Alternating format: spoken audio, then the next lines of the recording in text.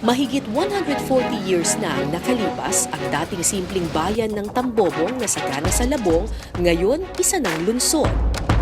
Tinawag itong Malabon na kinuha sa salitang malabong o maraming labong. Nagbago man ang pamumuhay ng mga tao, nananatili pa rin ang hilig nila sa pagkaing iniluto noon ni Eulalia. Sino ba naman ang hindi matatakam sa mahahaba nitong noodles na hinaluan ng makulay na sauce? At umaapaw sa samut-saring toppings. Ang pagkaing nagpasikat sa Malabon, Pansit Malabon.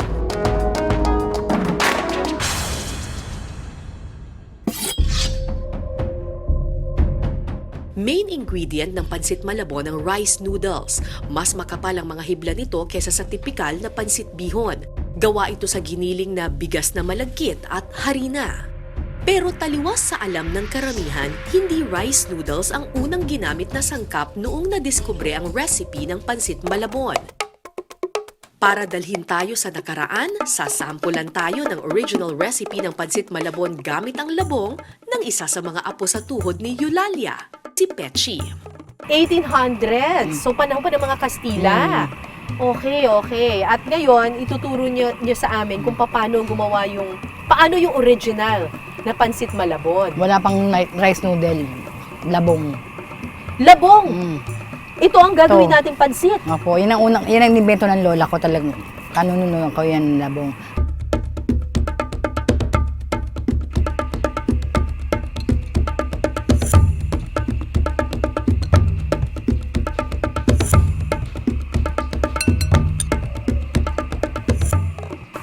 Pero luto na itong labong na to. Ito na yan, Paano niluto yan? pinakuluan.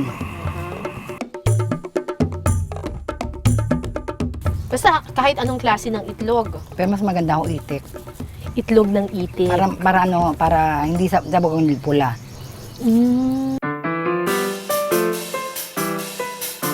Talaba. Ito, luto na ba itong talabang to? Pinakuluan na yan. Pinakaluan na rin. Ito yung tampalin. Ano yung tampalin? Yung taba ng baboy. Luto na rin ito. Patikin mo na, ano ba yung lasa nito? Parang chicharon bulaklak.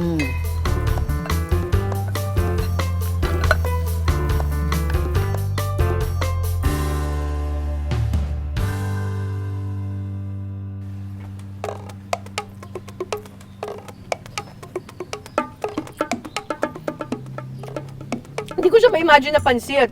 Para siyang gulay. Kung mahilig ka sa labong, magugustuhan mo siya. Pero yung mga ingredients niya na nasa toppings, Hanggang ngayon. yun yung nakikita ko doon sa hanggang ngayon Makita. na Pansit Malabon. Pero yung parang ibang-iba siya dahil iba yung mismong base niya. Parang mas kilala yung Pansit Malabon Yung noodles, rice noodles. Oo, yung noodles na puti. Sa paglipas ng panahon, unti-unting nagbago ang Pansit Malabon. Nang ipasa ni Eulalia ang original recipe sa kanyang mga apo, napalitan ng ilang sangkap at nadagdagan ng bagong sahog. Ang labong na ginamit ni Eulalia noon, pinalitan ng rice noodles o makakapal na bihon ng kanyang apong si Estefania Arceo. Ang Pansit Malabon ala Lola Estefania, ipatitikim sa atin ngayon ng apo niya sa tuhod na si Josephine. Parang hindi ko ma-imagine yung Pansit Malabon na hindi orange. Walang palabo. Pwede mo ba pakita sa amin yun? papakita natin.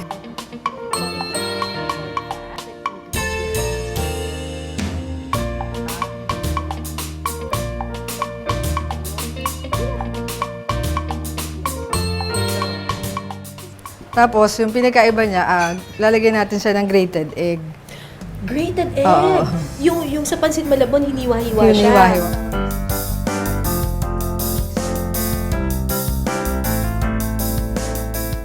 Bakit mahalaga sa inyo na ipagpatuloy yung original recipe noong 1800s pa or 1900s pa?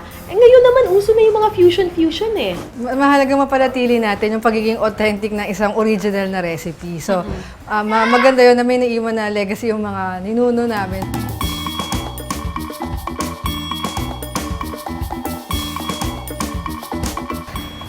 Ayan po, pansit puti. Pero Pansit ito puti. pala ang original na pansit Pansit malabon. malabon.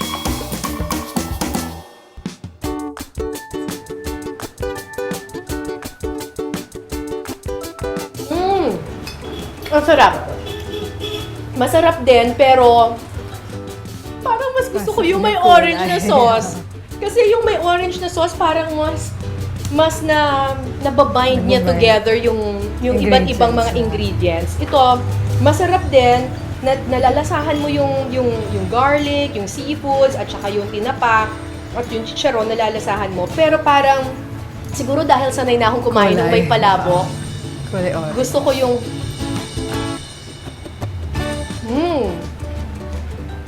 But it's good. Ang apo naman ni Estefania na si Esperanza Herrera o Lola Ansang, naisipang lagyan ng original recipe ng makulay na sarsa na kalaunay tinawag na palabok sauce. Kulay orange ang sauce na ito dahil hinahaluan ito ng katas ng anato seeds o buto ng atsuete. Ito na ang pansit malabon na kilala natin ngayon. So ganito yung pagluto ng palabok na minana ko pa kay Lola Ansa.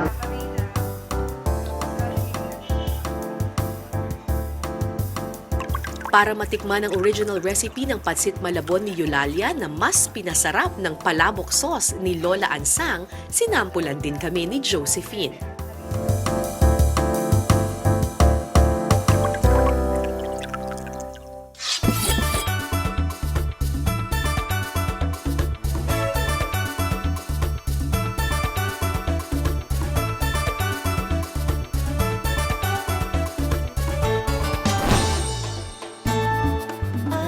So ngayon, kilala natin yung pansit malabon or Na pansit palabok palabok. dahil sa orange na sauce. kulay. Pero sa totoo lang, hindi naman talaga siya Wala main siyang ingredient.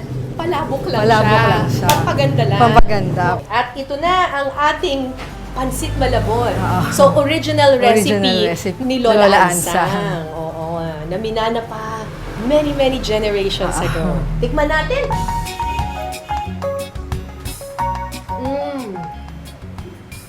Ang sarap. It's the best. Ang sarap. Thank you. Tapos talagang naghahalo-halo yung Flavors. yung flavors niya, yung maalat na may konting asim, tapos may kick ng garlic, yung ganyan. At saka tama.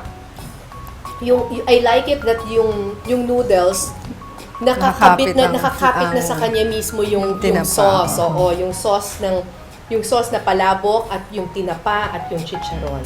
Very nice. Nagbago man ang paraan ng paghahanda ng pansit malabon sa mahabang panahon, hindi nakalilimot ang mga tao sa mayaman nitong kasaysayan. Katunayan, ito ang tatak na niyakap ng mga taga-Malabon at maging ng bawat Pilipino. Dahil ang pansit malabon na pinasarap, certified tatak Pinoy. Ang noodles naman, hindi naman yan Pilipino lang. It's a very Asian thing. At may iba't ibang mga bansa na maraming mga iba't ibang noodle dishes.